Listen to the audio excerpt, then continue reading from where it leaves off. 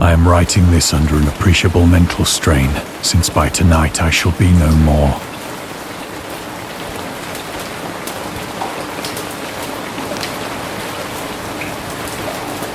Penniless, and at the end of my supply of the drug which alone makes life endurable, I can bear the torture no longer, and shall cast myself from this garret window into the squalid street below.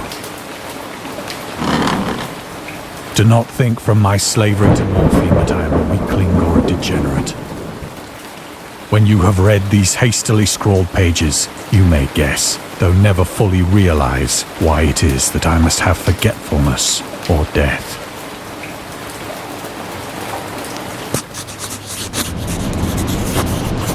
It was in one of the most open and least frequented parts of the broad Pacific that the packet of which I was supercargo fell a victim to the German sea raider.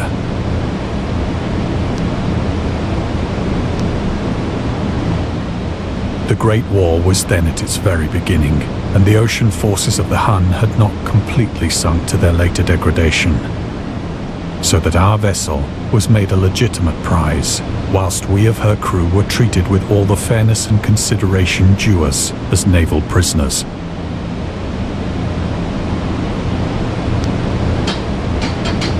So liberal, indeed, was the discipline of our captors, that 5 days after we were taken, I managed to escape alone in a small boat with water and provisions for a good length of time.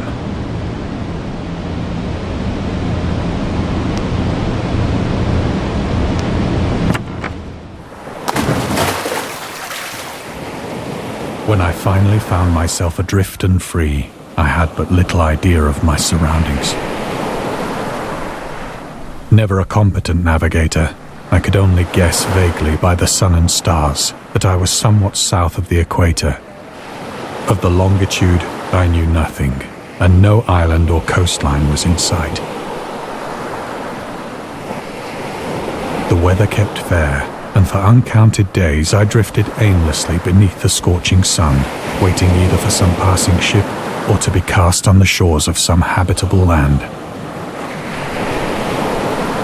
But neither ship nor land appeared, and I began to despair in my solitude upon the heaving vastness of unbroken blue.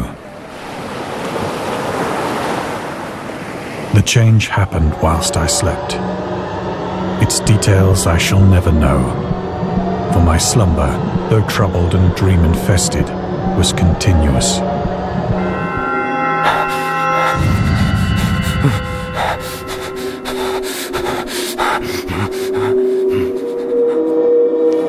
When at last I awoke, it was to discover myself half sucked into a slimy expanse of hellish black mire, which extended about me in monotonous undulations as far as I could see, and in which my boat lay grounded some distance away.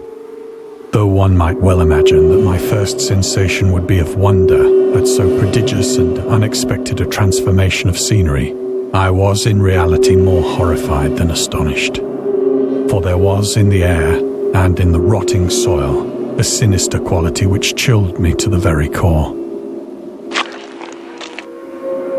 The region was putrid with the carcasses of decaying fish, and of other, less describable things which I saw protruding from the nasty mud of the unending plain.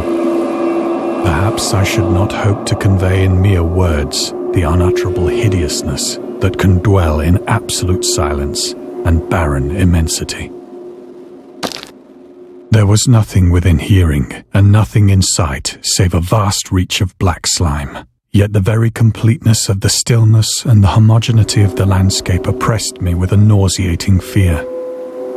The sun was blazing down from a sky which seemed to me almost black in its cloudless cruelty, as though reflecting the inky marsh beneath my feet.